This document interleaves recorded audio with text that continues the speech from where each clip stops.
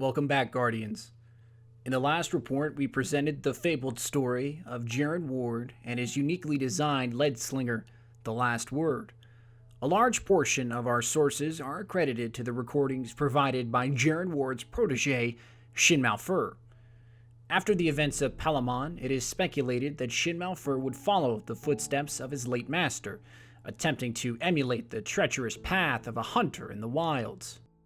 During this time, a legend was rising in the Crucible. Another heroic hunter, safeguarding the light with his hand cannon, rose. We speak of Dredgen Yor.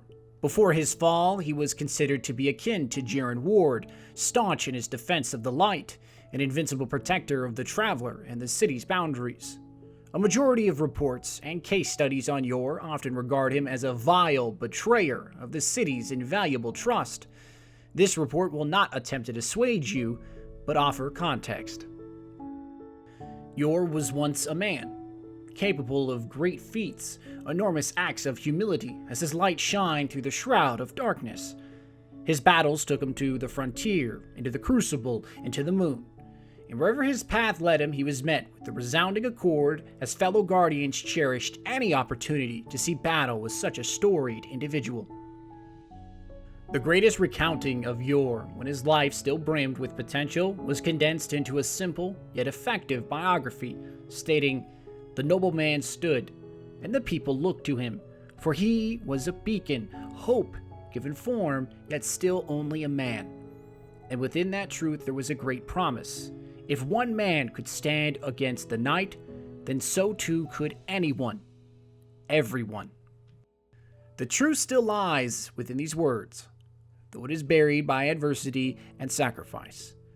The truth cannot be sullied by the actions of one man lost in his image. Yor gained the respect of those he protected because his actions supported the idea of being a guardian. In spirit, in action, and in character, a guardian represents the apex of humanity. Only achievable by carrying the burden of our greatest hopes on their backs can a guardian succeed, casting self-doubt into the wind and pinning their aspirations to the light.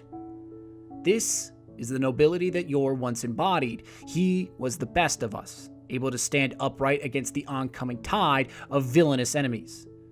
It is perhaps for this reason alone that his fall has affected us so deeply. It was an unseen blade pushed effortlessly through our spirit, and the wound it has left has festered, adding a deep distrust of any whom pursue unorthodox methods. Pride. Pride is perhaps the most belligerent of vices to affect any individual. Often it is developed over the course of resounding victories. An air of invincibility will seem at first surreal, but over time, it will choke reason and cloud judgment. Pride acts as a slow poison. It is treatable with humility and great acts of sacrifice, but when your time has come, when death creeps outside your sanctuary, peering through your window plotting, pride of what was often turns into what could be again. When your light dims, due to age or injury, recollection of the past will often influence actions of delusional grandeur. Yor was fading, and the darkness that blighted him saw an opportunity to turn one of our greatest heroes against us. It was a painfully slow process over the course of one's twilight years, but its effect on those close to Yor was almost immediate. On his last day, he sat and watched the sun fall. His final thoughts, pure of mind, if not body, held to a fleeting hope. Though they would suffer for the man he would become, the people would remember him as he had been. Sadly, those words could be no further from the truth. But Yor took solace in this sentiment.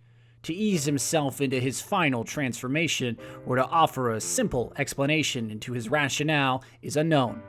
What remains true of this statement is the suffering he would inflict in his new form, on the innocent and curious. And perhaps most affected would be Shin Malphur and his late master, Jaren Ward. But pride alone cannot actualize into darkness. It is a vice to be sure, but it does not change a good man, a pure man, into what Yor would become. There is a certain transcript that can be found in the libraries of the Tower. It shows all the evidence needed to condemn Yor, as he is deserving of his title of betrayer.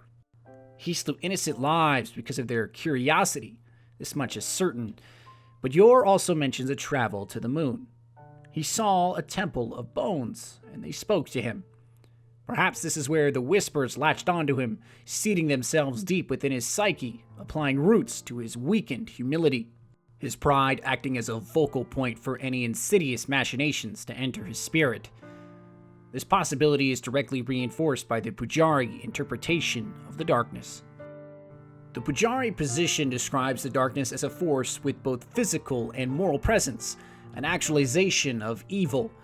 Poojari art depicts the darkness as a great storm, or as a change in conduct, a corruption that emerged from within and poisoned the Golden Age.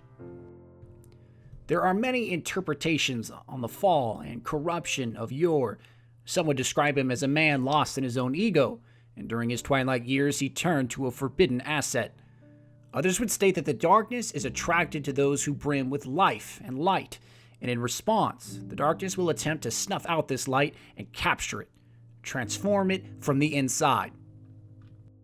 Regardless of what interpretation is chosen, the lasting implications of Yor's betrayal are still felt in the present. A constant reminder gnawing at the back of your skull that even the bravest and most accomplished guardians are never truly free of temptation. Often the symptoms are not seen, as our enemy is crafty and underhanded. But this story is not yet over. Yor's actions had an impact on two of the greatest hunters and guardians yet to be recorded. Jaren Ward and Shin Malphur would meet Yor, and the triangle of murder and deception would be completed with the passing down of the last word and the sundering of the rose. After his childhood in Palamon, Shin Malphur would apprentice under Jaren Ward, and the two would forge a bond of lasting respect.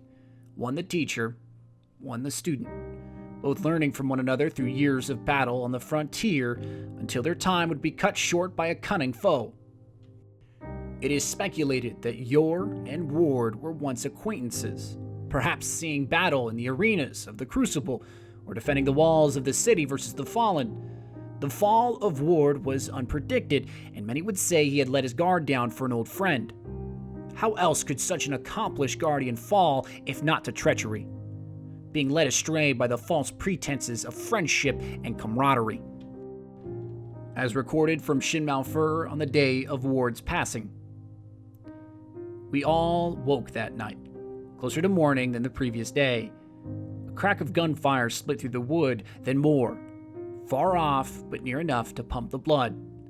A familiar ring, last word, Jaren's sidearm, his best friend. Then another, a single shot, an unmistakable echo calling through the night, hushed, cutting. One shot, dark and infernal, followed by silence. Could this one shot be the poison rose, ending the life of Jaren Ward and sparking the emotion of revenge in Shin Malphur? Perhaps. The evidence certainly points in this direction, as Malphur would see battle with his master's proposed nemesis at Dwindler's Ridge. Jaren Ward's weapon and ghost would pass down to Malphur, and he would attempt to redeem his fallen friend in the final showdown against Yor.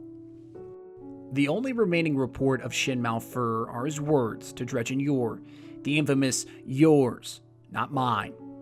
It can only be imagined what transpired on Dwindler's Ridge.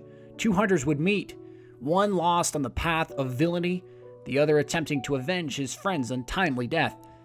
It is assumed that Malphur would walk away with his victory grasped tightly in his palm, acting as a parting gift to Jaren Ward. And perhaps this is so. It is certainly what many would like to believe. But Yor, Malphur, and Ward are only the first of many, guardians that will teach us lessons well beyond the grave. Perhaps Malphur still remains, safeguarding the frontier, guiding those who misstep, and protecting comrades in the shadows. Stay safe, Guardians, and remember the tales of Dredgen Yor and Jaren Ward, as the frontier we seek to reclaim is truly treacherous.